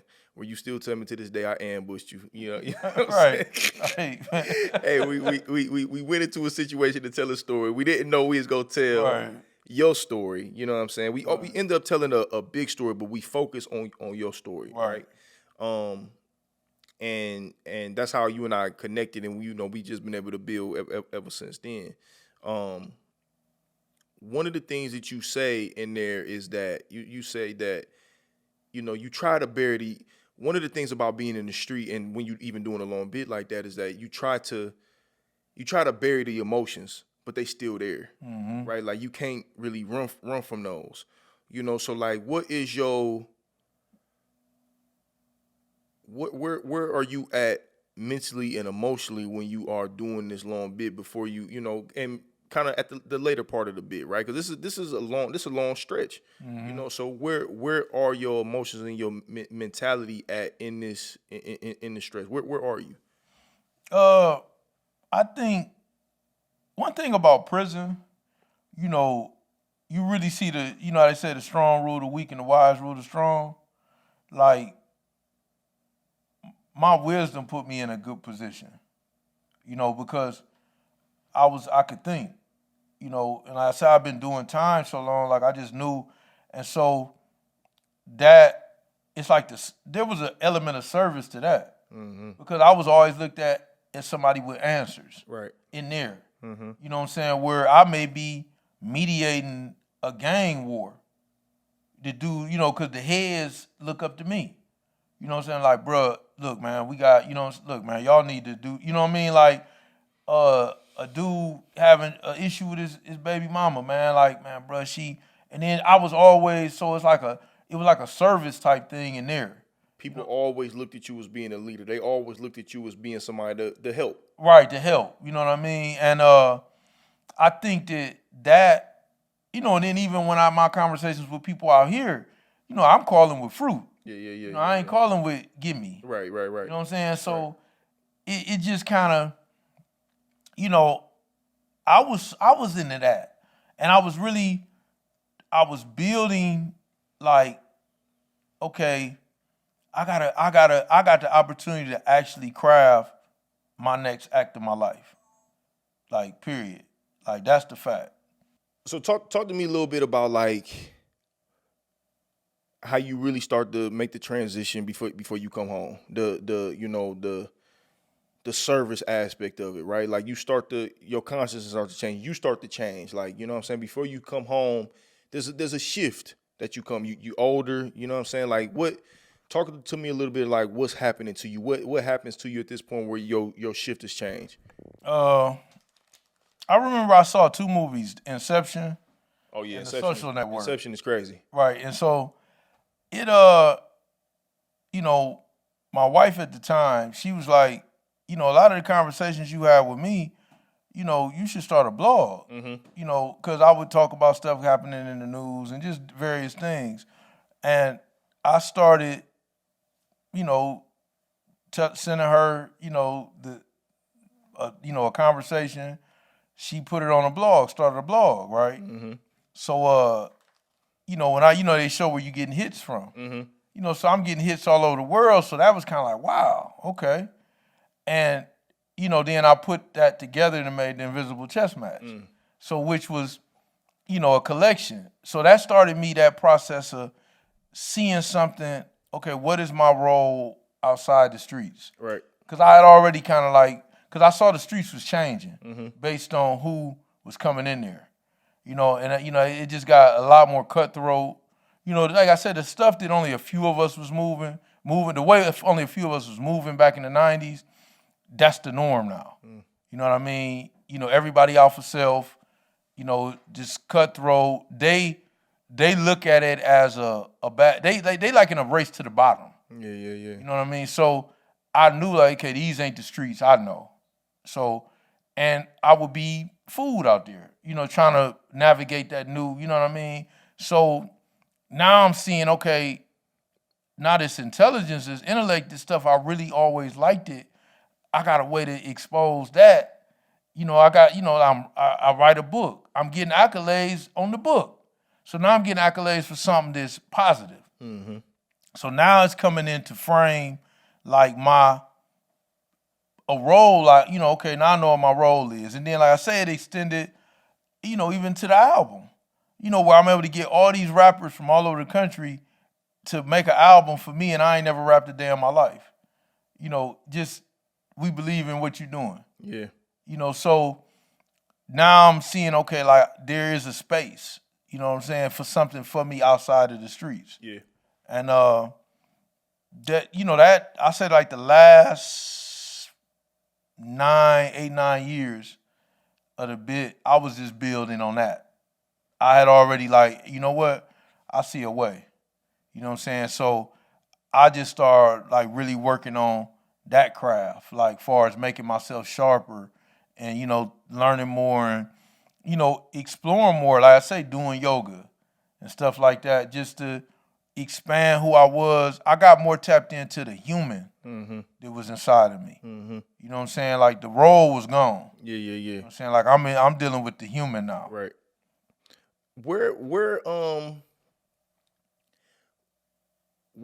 does your lady come into play in all of this, and like into the point of your transition, and like how does she add to the man that we see today, right? Like, where does she come into play into that part of the human that you speak of? Oh man, she the she the foundation. The smile, man. y'all. Yeah, Y'all see the smile? Like yeah. Yeah, that's when we first met, man, like I knew it just like everything that I was building on, it just went to like another dimension with her, and she was the smartest woman I'd ever met. And, I used to, I'm a Wu-Tang head. I used to call her like, a faster blade, and she just down, man. She's supportive, she loyal, and she fell in love with the human. She always said that. She said when I be hearing about the other person, I don't even know him. Right. You know what I mean? Like that's not who, I don't even, care about him. You know what I'm saying? Right. And she really, I think that she made me more confident in who I was as a human being. She always make me confident that I can do certain things. Like, you can do this. Right. Like that could work. You know what I mean? And she provided like a coming home, man, like really a safe landing for me, far as, I get the family dynamic. I get to, but it's real though. Like we do stuff family stuff. We do stuff, husband, wife stuff. Right. We get to pour into each other. Yeah, for sure. I want to pour more into her, you know what I mean? But that's where we at. Like, we get to, we try to explore things. We explore it together. Like we just, like she fell in love with the human, man. And I'm allowed to be human with her. What's different about you as a father today than the 20-year-old? I ain't got no distractions. I don't let nothing distract me from being a father. Like, period. Like I don't, that's, I'm spending, time, it's for me, those are just, the moments are just so precious. Watching him develop, watching him form a personality, you know what I'm saying? My wife asked me a couple days ago, she's like, what you see when you see him? I say a confident black king. Because I see the confidence in him. And I connect that to a father being there in the house every day. For sure. And I just don't, I don't take no days off on that. Yeah. I don't put nothing ahead of that. Yeah. How does that feel? Like hearing yourself say that? Like how does that feel? Hearing yourself say, like, I don't have no distractions. I get to see all the steps. Like, how does it feel to say that out loud? It just confirmation that I'm dealing with the best me. Yeah. I'm dealing with, I didn't got all the surface stuff. We didn't got past that, and now we didn't got to the inner kingdom. Yeah. How does little Marcel, the childhood Marcel, feel about what you're doing today? Like how does the inner child in you, feel about the man that you are today? He happy because now it's his turn. Right. He get to really show up now. He really showing up now. That's yeah. who, I think remember Jay said the shit that you just witnessing is the shit that I've been on. That's a fact. Yeah, like he it's him leading it now. Right. I mean, I got my library card. I'm, like, I'm getting he lead now. Yeah. You know what I'm saying? Yeah. 'Cause that's the righteous self. That's hard. I like that, man. Listen, all right, I gotta ask you a question. That question I've been thinking about since the first day I met you, man. All right, you gotta tell me the truth, okay? All right, you got me? All right. So tell me how and when you got the goals. Like when did you get the goals and why did they come into place? Like tell me the story behind the goals, man. Well, we the mid '90s. We got the gold teeth started being gold teeth always been a thing in our community. That's a fact. That's a fact. Like, even since back in the days, the 20s, like it's always been a thing for black folks. It's been a thing for black folks. Yeah. But I remember, to going to Cincinnati to get gold teeth, it became a thing. Hadn't a lot of people went yet. So I'm like, everybody used to kick it on. When I was a kid, they'd crack, I'd be cracking. One of the go-to moves was to crack on my buck teeth. I had, them teeth. Okay. So I'm about to go get these dipped in gold. So when they say something, you shine it. Right, yeah. You know what I'm saying? Like, you ain't gonna get, you just see two big gold teeth. So I went down there, Ray Street, downtown Cincinnati, and got my goals, man. How old was you? I was 24 or 25.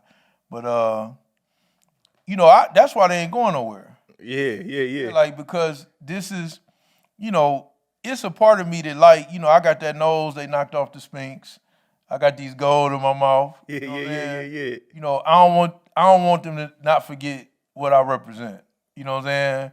But it put it in your face. Yeah. You know what I'm saying? Like you put it, I remember we was at a Juliet, we was doing that table, we had a table for MBHG, when we was talking, and she had on a shirt said, "My therapist is black." And so she was talking about she liked being in spaces, and because you ain't got to say nothing. I know what you're going through internally. That's right. That's a fact. And I know what they see, this nigga with these goals in his mouth, you know what I'm saying? Right. But then I get the opportunity to, chop it up with you intellectually, and it just, I love that. Yeah. You like the dichotomy of both sides. Right. That's good, man, because it's like, and man, in life, man, like we can't escape, like we don't have to completely kill off these experiences of who we've been and who we are, right? Like it ain't, that don't serve us, that creates the person that we are today. Like, and growth is part of it, right? Like, you know what I'm saying?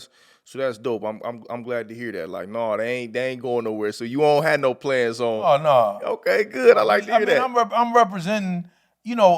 I'm pushing for an element that nobody want to be bothered with. Yeah. You know what I'm saying? Like, they don't want to deal.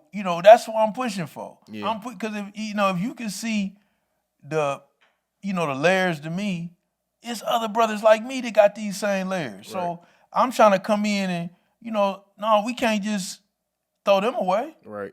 You know what I mean? And, I said, man, I just feel like that's the maintaining that level of like knowing like, hey, look, I was, I got a pass. I was in the street. I can't, you know what I mean? Like, hey, but life is a series of chapters. That's right. You know what I'm saying? So, if we get, me and our dude was talking about the youngsters today. I said, man, a lot of them dudes don't want to deal, they call themselves dealing with the kids. These ain't the kids they want to deal with because these little young niggas is unruly, man. Right. You know what I'm saying? You better be who you say you is with them. That's a fact. You know what I'm saying? And so, but once you are who you say you are, they gonna love you. You know what I'm saying? Because that's what they yearning for. You know what I'm saying? They yearning for some truth in their life. They've been lied to so much. They just want something that's consistent.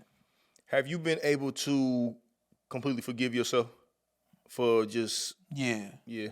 Yeah, because, I understand that God was doing that. Right. You know what I'm saying? So, people always like, they hit the number when the rent due, God won't he do it? Right. He do it too when something bad happens. That's a fact. Yeah. Like that, he do both. Yeah. You know what I'm saying? So, I truly believe, I know beyond a shadow of a doubt that, even when I was in the darkness, it was the darkness he had me in. That's right. Because he had something planned, because that make the light brighter. That's right. You know, the darker the night is, the brighter the day is. That's a fact. You know what I'm saying? So he already had planned what he was gonna do with me, the example that he was gonna, and that's all we can hope for. You know what I'm saying? You're gonna be used one way or the other. Your hope is that he used you as a righteous vessel. You know, that's all we can hope for, because you're gonna be used some way. That's right. You know, so I'm happy that, you know, I seen that, because it ain't me. It ain't no way, man, without, it had to be God. It ain't no way, man. You know what I'm saying? Where, you know, I'm talking about, man, where I was 20 years ago and how I thought consistently was thinking and moving to where I'm at today. The joint ain't do that. Right. Yeah, like the penitentiary ain't do that. Yeah. You know what I'm saying? Like, you know, he did that. Yeah. Something much bigger at play. Yeah. Yeah, something much bigger at play. That's beautiful, man. I love to hear that. Yeah, everything is in divine order. You know what I'm saying? No matter, you know, how we try to chop it, man, you know, we not in control as much as we think we are. Right? Like, you know what I'm saying? We don't have that much power. You know what I'm saying? There's something bigger at play, man. And God's hands, you know, are always in it, man. So that's beautiful to hear. I love to hear that, man. Listen, man, I appreciate you, man. I appreciate you for being yourself. I appreciate you for building with me. I appreciate you for giving me the opportunity to share a piece of your story, right? Like, you know what I'm saying? It feels good to It feels good to be able to build with you, you know what I'm saying, in this side of it too, right? You know what I'm saying? Cause I'm just glad to be a part of it, right? Like I'm glad that, you know, to have been able to support and just be a part of what you got going on, man. Cause it's been beautiful to see, and I know it's gonna just keep going crazy. It's gonna keep going up for you, man. So I just, you know, I appreciate you for who you are. I appreciate you for what you've done today and what you shared today. I appreciate everything you've done, you know, on the documentary. And, man, I look forward to what we're going to continue to do, and I look forward to what you're going to continue to do, you know, with your organization and everything else, man. So I appreciate you. And, yeah, man, I'm going to get you out of here on that, man. Listen, man, it's been another episode, LYP, man. Y'all make sure y'all go to the YouTube, subscribe to the channel. We're trying to get as many followers and subscribers as we can. You can find this episode on any audio platform, Apple, Spotify, Anchor, anywhere you find podcasts. Make sure you subscribe, leave us your review, give us your comments, your thoughts, all that good stuff, man. Any last words you want to leave with people before I get you on out of here, man? Oh, man, thank you. Oh, yeah, no doubt. Thank you for having me on, man. And, you know, just want everybody, man, lean on love, man. Yeah. You know what I'm saying? Lean on love, man. That's a superpower. That's a beautiful thing. Well, listen, man, another episode, LYP. Peace.